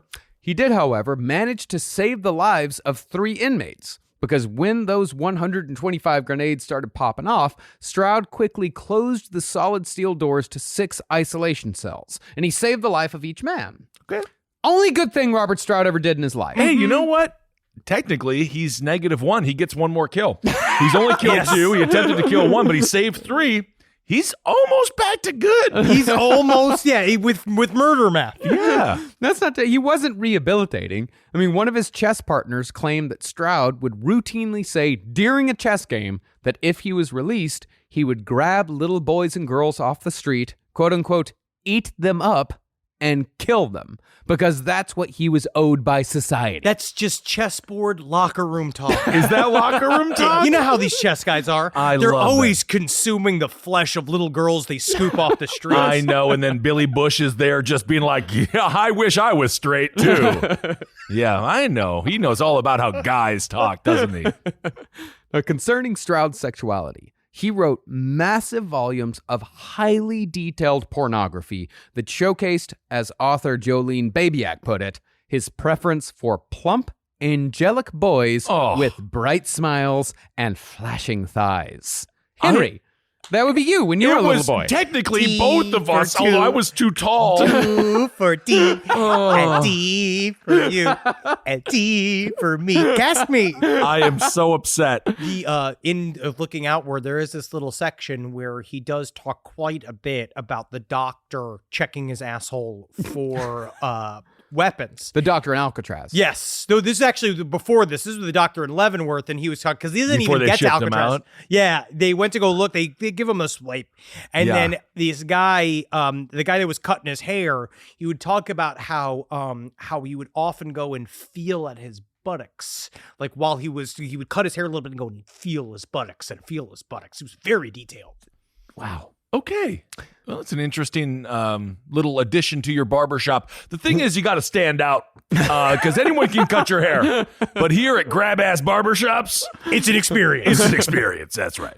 Well, building off of his already prodigious pornographic output, Stroud ambitiously declared that he would write the porno story to end all porno stories. Oh, no. And he created a highly graphic, near novel involving a family that featured every sexual configuration one could think of when it came to a mother, a father, a daughter, and a son. The aristocrat. I can't believe that joke started. Of course it started with a mass murderer in solitary. Of course it did. But thank God Gilbert Gottfried did it after 9/11. Oh, God. It Thank was God. actually very good. It was. Thank you, Gilbert.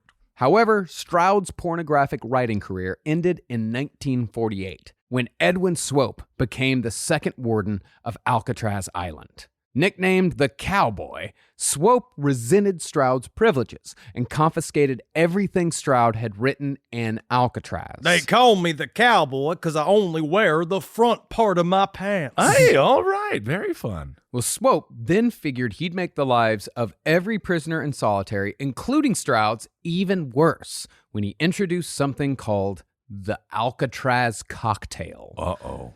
See, every prisoner by law required a certain caloric content with every meal, but Swope directed the mess hall to blend every meal for the prisoners in solitary confinement into a semi-solid mass. And that slurry, the Alcatraz cocktail, was then served chilled in a cup day after day. Just to further dehumanize whoever was in there. Yeah, like you are an animal that eats pig slop. Now, it It's didn't not that much better now. But No. Now, it didn't take long for Stroud to get on Swope's bad side, and Stroud was soon put into permanent deep lockdown in the second-floor prison hospital, completely cut off from everyone except the guards. Now, Stroud's new room was actually larger than most cells in Alcatraz, but it also didn't have a toilet. So for the duration of Stroud's 11 years in this room, he was forced to use a bedpan.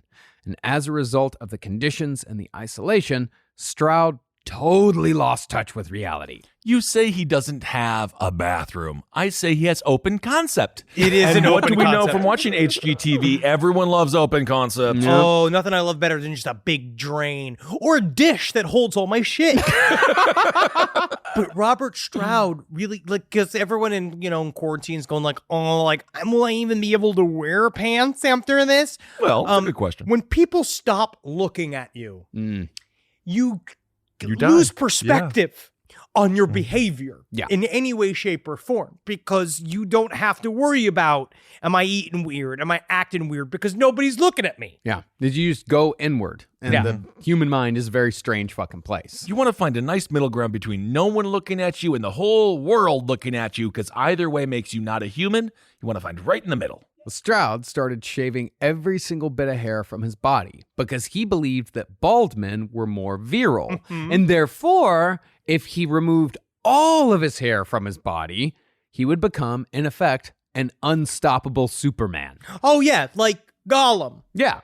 the perfect sexual icon of the early 2000s. It's the opposite of the biblical story of Samson. Yeah. Hair is supposed to make you stronger. My mom said that my back hair was a sign of virility. Yes, indeed. But because Stroud was constantly shaving, he developed sensitive skin, and he'd spend hours pouring skin softeners on his body. God, he must have been like a big old trout. Yeah, and what kind of skin softener did he have? What did they give him? Bleach or something? Borax. I have no idea. When he wasn't shaving, he was drinking endless cups of tea or eating endless bowls of chowder. Sometimes he'd eat up to 13 bowls of chowder in a single sitting, so much that he'd look pregnant after the meal was done. I'm a mommy. I'm gonna be a mommy to a bunch of soup poop. I guess he had full access to chowder? Yeah, I mean, I guess once he got put in the deep isolation cell, it's actually very confusing because it does seem like the rules at Alcatraz changed all the time depending on what the guard wanted to do. I see. Stroud kind of became like one of those people that, if you ever spent longer than 6 months in a hotel where you are now like living in a hotel, where Stroud was put what seemed to be in sort of like, I don't think it was supposed to be permanent basis, but then it became permanent. Like he's just then they kind of developed a prison system around him. Yeah. Where because he is this high profile criminal, they can't, I guess, put him in solitary confinement. There's just too much heat on that. So they just kind of leave him in his own little like apartment, and then they just kind of feed him whatever he wants. And Yeah, and the guards would also interact. Like there was one guard who said that he would play chess with Stroud all the time because he was actually a very good chess player, but if you ever beat Stroud, he always made sure to say, I'm just doing this for fun. Oh, you're having a good time now, Stroud? infuriating. So he's staying at the prison equivalent of a Holiday Inn extended stay. Yes. And you know it's an extended stay because as soon as you get in there, you see advertisements for divorce lawyers. And then as soon as you go into your room, you see the last person, oh, he left one of those frozen burritos for you. And you Isn't that just see nice? the dent on the bed where the man sat to contemplate his suicide. Yeah. Now, Robert Stroud's story most likely would have faded into obscurity had it not been for the efforts of his brother, the great Marcus. Kazam! I'm back again! Oh my God! You're not a single hair! Oh. See, the great Marcus had long since moved on from magic, but he still had enough showbiz instinct to know that his brother's life story would make one hell of a movie. You say showbiz instinct, I say not naturally having a conscience. So, in 1950, Marcus Stroud effectively became Robert Stroud's agent. And before the book Birdman of Alcatraz was even written, Marcus Stroud began drawing up contracts to sell the rights to a Birdman film. Wow. However, when Stroud found out about the contract, he contributed his thoughts. And his thoughts were surprisingly shrewd. He was not unintelligent. This No. man, in a weird way, was very brilliant. He just was completely hairless and slippery to the touch like a giant chess-playing tadpole. Well, in a long letter, Stroud demanded first look and final edit on the script. Really? He demanded a $50,000 signing bonus and 5% of the gross box office, regardless of profit. Man, he was asking for points and shit. For him, yeah, that's a great contract. Stroud also stipulated that the movie be released no later than September 1st, 1950. And in the event of a delay, Stroud would be owed $1,000 a week for every week of said delay beyond the deadline, in addition to the promised royalties. Oh, so this went right through, right? No, well, the Bureau of Prisons still had it in for Robert Stroud. Oh. And if you'll remember... That's the only thing that was holding him back. Yeah. Honestly, it might have been. You could see Buster Keaton signing up for the role. I could see this happening. And if you'll remember, the rule banning prisoners from making money could only be rescinded if the warden said it was okay. And there was no way in hell Warden Swope was giving Stroud anything. So once the BOP put the kibosh on the deal, Stroud took the opportunity to respond in the most dramatic, manipulative way he could think of. And the half-hearted suicide attempts began. He needs attention. Yeah. Yeah. For the first one, Stroud somehow got a hold of a bunch of pills and swallowed them all at once. But a routine check by an officer saved his life. But that's exactly what Stroud was counting on. Yeah, well, he got that from the bunch of pills room. They have to start renaming these things, like make it more secret.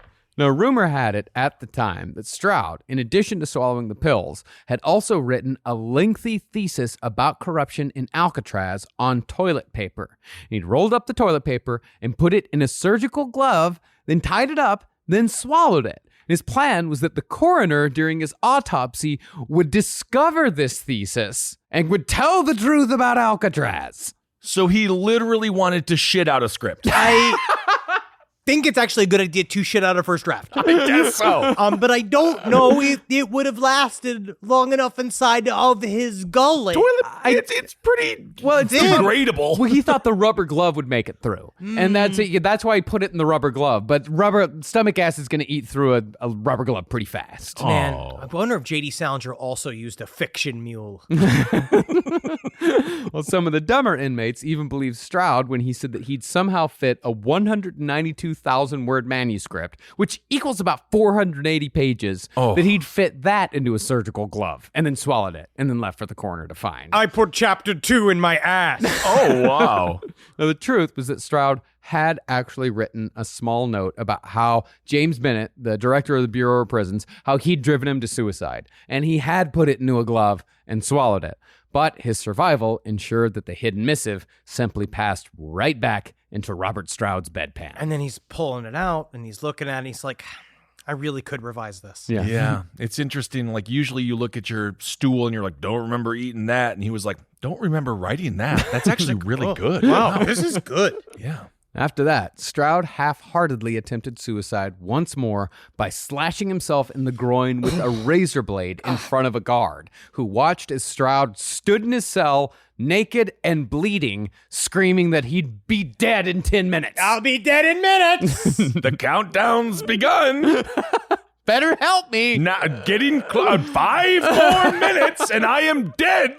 Very soon to the last minute of the Birdman of Alcatraz's life. 3 minutes left. I'm beginning to cough. But after that also failed, Stroud just sort of got back to his life. And he started writing letters to the FBI claiming that he had a foolproof solution for getting rid of every communist agent in the United States. But the plan would only be revealed if Stroud would be released. Brilliant. You wait until McCarthy shows up at his freaking jail cell Tell me looking your for plan. answers. Tell me your plan. But unbeknownst to Stroud, a writer named Thomas Gaddis had been researching his story since 1949, and Gaddis had been publishing articles about the so-called Birdman of Alcatraz to great acclaim. So, the great Marcus saw a workaround to the Bureau of Prisons roadblock and contacted Gaddis directly.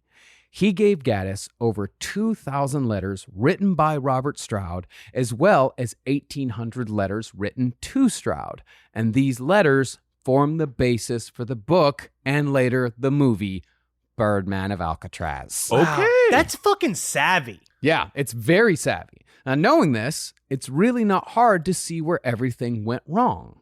See, we know now that psychopaths and narcissists, like Robert Stroud, present a narrative to the world where nothing is ever their fault. And it's obvious that this is how Stroud presented himself in these letters. And there was some sentiment in the public towards this as well, where the myth of him spread. So people viewed him as an aggrieved prisoner that was trying to get out as a rehabilitated man. And no one knew that he was a hairless pedophile that just Right. waiting to spring his revenge on the world. But he loved birds. Hell of a chess player as well.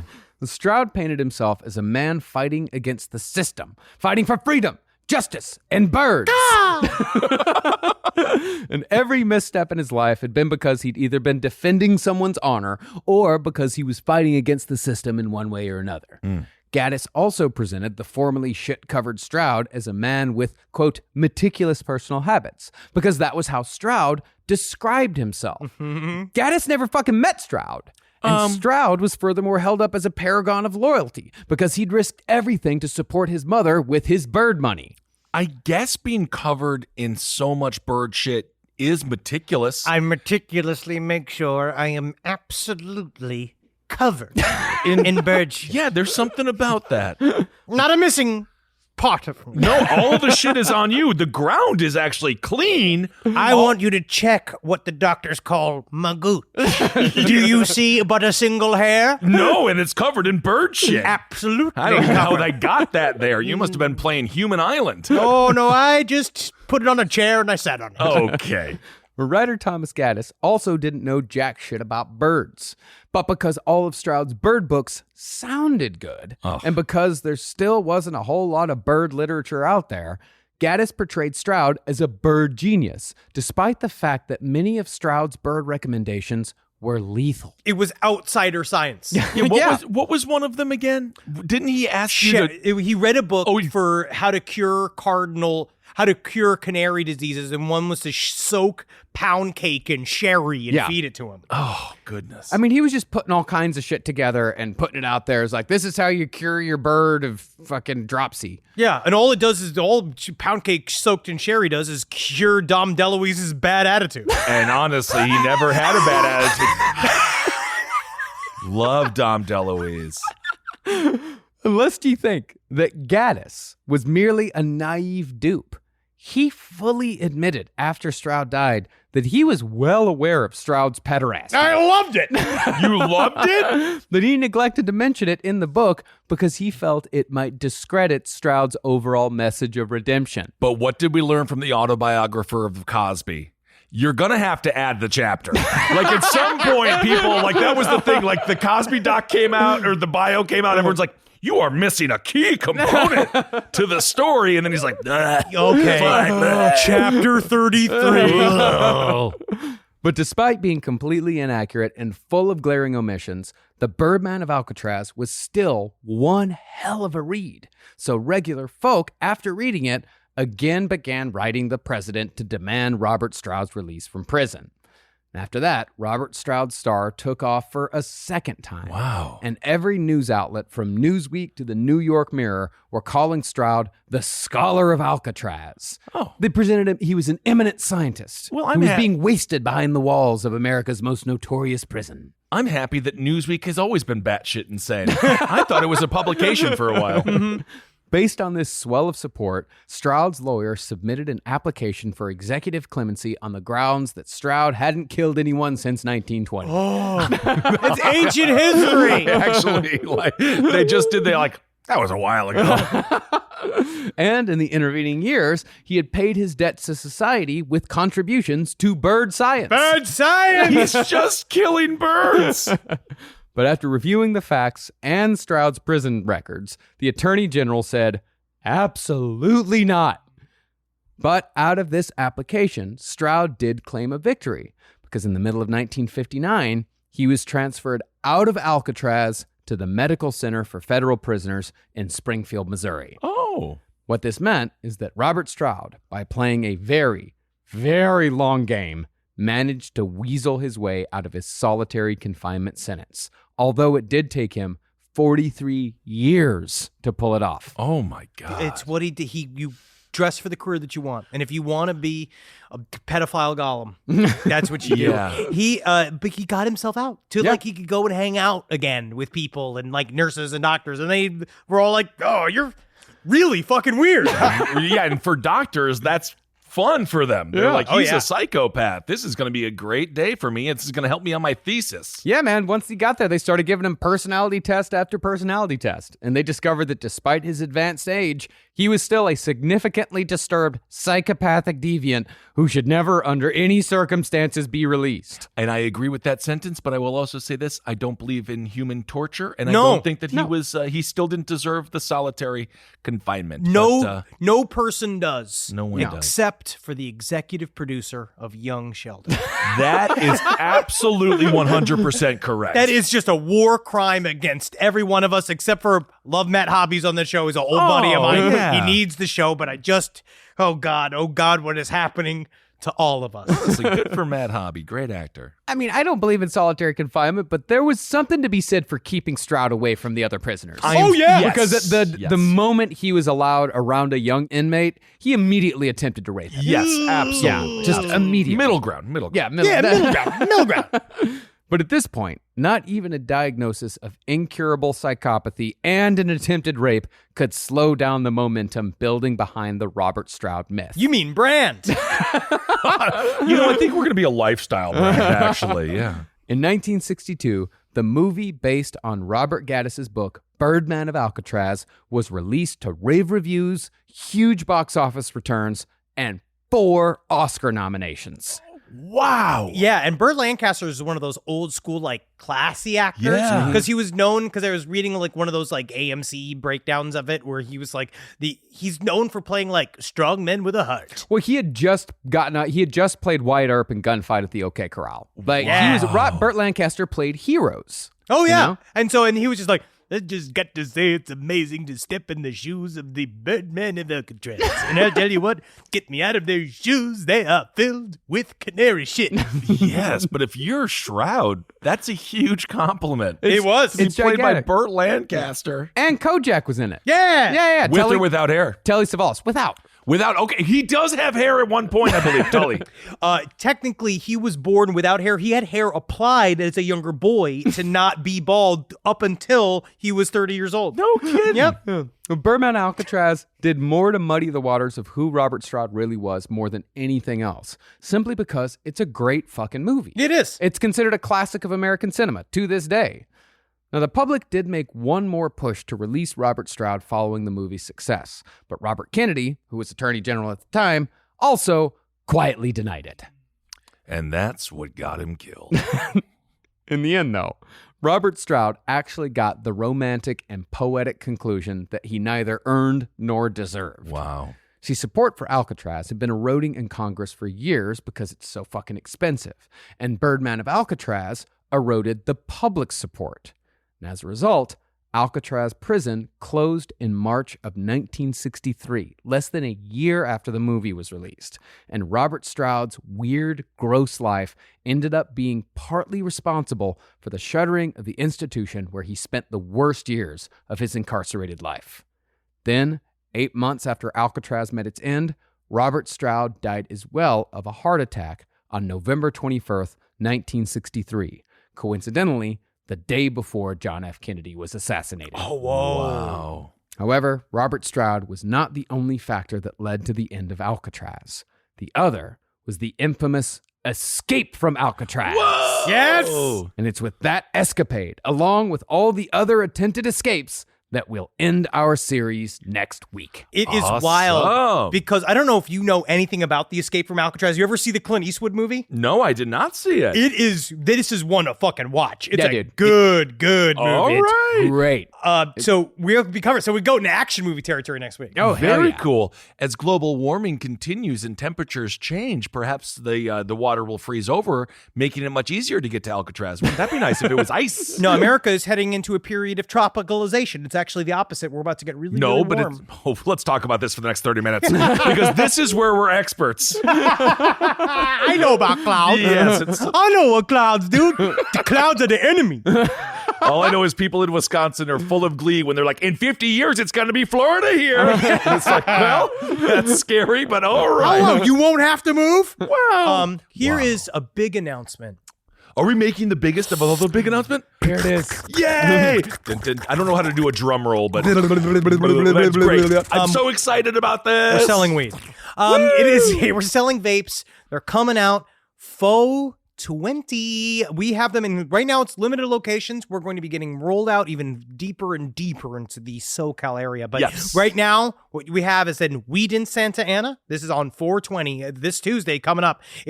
Go check it out. Go buy our vapes there. And also the Boulevard, which is a storefront. This is in San Diego. San Diego go and pick it Santa up. Ana. Okay. And the one that we really want you to try out is that if you dial 1-800-CANNABIS, that's C-A, N as in Nancy, N as in Nancy again, A, B as in Bronc, I, S as in suck. You've made it so much more confusing. 1-800-CANNABIS. I didn't know. I have to look up how to spell cannabis each time. It's an A, not an I. It's two A's, one I. Dial that number because if you're not in LA, we're going to be getting in LA very, very soon. If you're in the especially Northern California area, you can dial 1-800-CANNABIS. It will come to your home. It will come to your home, and we will be in the LA area very soon. Check this shit out. We're figuring out the logistics. We're going to be in different stores all around the LA area. Obviously, this is a new venture for us, and believe it or not, there's a lot of red tape. Yeah. So we're cutting through it, and we are doing this all the right way, and we really think you're going to love these vapes. We got the packages yesterday, and I texted 1,000 friends. Only one got back. I actually thought my father got back to me and said how proud he was, but that was a different text he was responding to. But they are How is this kitchen floor? Does it look good? I thought that... I don't want to talk about that. But we have 3 different strains. It's so cool. We have the Euphanaut strain, which is the hybrid, which is pretty easy going. Then we have our Illuminated series that is a high-powered sativa. It's going to take you to the moon. And then we have Ed Gein's Couch Lock, which is the indica that I used the other night, and it does make you feel like a throw pillow. But also want to thank to Tom Neely, who did the box design work on 2 of the boxes, and Michelle Dugan, they're brilliant. And we put a lot of time and effort and TLC in this, and I hope that you guys like this shit. And we also put a lot of THC in it. Fuck so you will love it. And we're just, we're just so happy. And thank you all so much for all your support. And we really hope you'll like the weed and the vapes, and we'll continue to flower it out as we continue. So thank you all so much for your support. Keep on supporting all the shows here on the Last Podcast Network. If you can go to all the different shows on Spotify and follow them individually, that would really help us out as well. Yes. All right, everyone. Well, hope you're doing well out there. Be safe. Hail yourselves. Hail Satan. Helgin. Magustalations. What a nice time we had at Alcatraz today. Isn't it? It means pelican. Pelican. That's all I picked up on. Yep. This show is made possible by listeners like you. Thanks to our ad sponsors, you can support our shows by supporting them. For more shows like the one you just listened to, go to lastpodcastnetwork.com.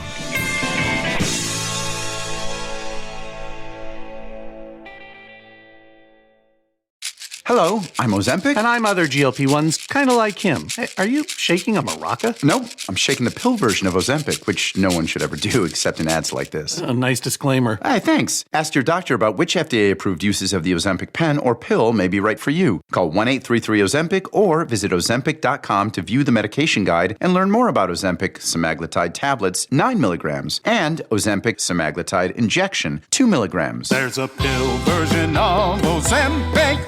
Hi, I'm Angie Hicks, co-founder of Angie, and one thing I've learned is that you buy a house, but you make it a home. Because with every fix, update, and renovation, it becomes a little more your own. So you need all your jobs done well. For nearly 30 years, Angie has helped millions of homeowners hire skilled pros for the projects that matter, from plumbing to electrical, roof repair to deck upgrades. So leave it to the pros who will get your jobs done well. Angie, the one you trust to find the ones you trust. Find a pro for your project at Angie.com.